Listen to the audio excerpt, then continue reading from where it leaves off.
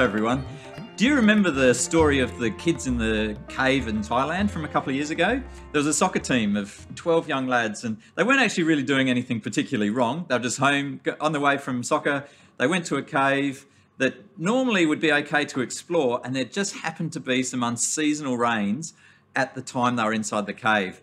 And they got caught in there and it captured the attention of the world's media. It took 9 days for people to find them. And in fact, it took some of the best world cave diving experts to get in there and find where they were. They were a good 2.5 kilometers inside from the entrance of the cave. The parents weren't really, they were distressed, but they weren't upset with the boys because it wasn't anything naughty they were doing. It was just something that they would normally do in that area, and they were just, the timing was incredibly unlucky. It captured the media of the world attention, and a whole city erupted at the center of this, the entrance to this cave, and the Thai government got involved. The Thai Navy SEALs came to help, and divers from the international cave diving community came, and some British cave divers actually found them after 9 days sitting on a little ledge, having had nothing to eat, just some water trickling past to drink. Incredibly brave young boys. But then became the problem of how to get them out. How could we get them out? It was logistically so difficult.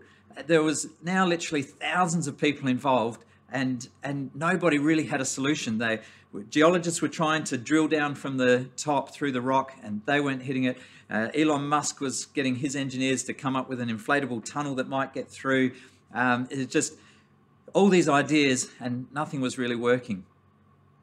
Into this stage came a couple of Aussie blokes, a veterinary surgeon from Perth called Craig Challen, and an anaesthetist from here in Adelaide called Richard Harris.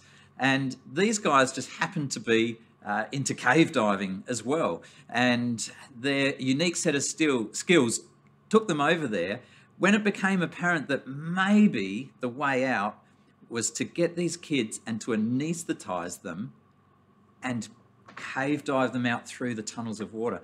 And these two guys ended up achieving that, and they got named Australians of the Year in 2019. And their book came out recently, and I read it, and it's an absolute nail biter. I couldn't put it down. And I think watching the story, I was so invested in it because I could feel the weight of the decisions and knowing what they had to do and what was at risk. I mean, they had to do something that had never been done before. It put young boys, anaesthetize them, put them in wetsuits, put masks on, and take them for hours through these caves where there was zero visibility and sometimes just room to drag one person through at a time. Every decision they made in their planning could end up in death. And just not working well, and death is not working well. And the planning was incredible, but the weight of the decisions. There's this moment where they're discussing in the book, what happens if we try this and the first boy dies? Do we even try it again with another boy? I mean, that was the sort of the weight of the decisions. And I'm known as having a negative cognitive bias. That means I think of all the things that could go wrong. And in my work, I've got patients that are anaesthetized and we're doing surgery, and constantly my brain is going, what could go wrong here? What could go wrong? How can we stop it? But it got to the point where just nobody had any other ideas on how to save these boys. And it was with absolute incredible courage and bravery, these guys spearheaded the effort that was then backed up by hundreds of other people to get these boys out. The thing that really hit me, though, was the foreword written by James Cameron said, while you're reading this book, bear in mind that you know that it ends well. But at the time, they didn't.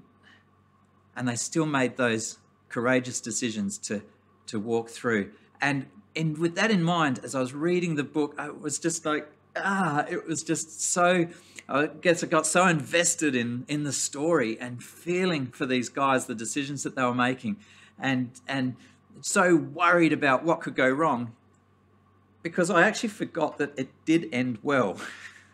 And I remember having a whole night just tossing and turning, thinking of all the things that could still go wrong. And then realizing in the morning that I knew what happened in the end, and that they got all the boys out. They all survived. They're all doing well.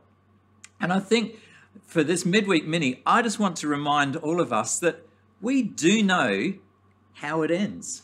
We do know the end of the story. And as much as we're going to get invested in our lives and the things that go wrong and the anxieties and the worries and the decisions we have to make, don't lose sight of the fact that we do know what happens in the end.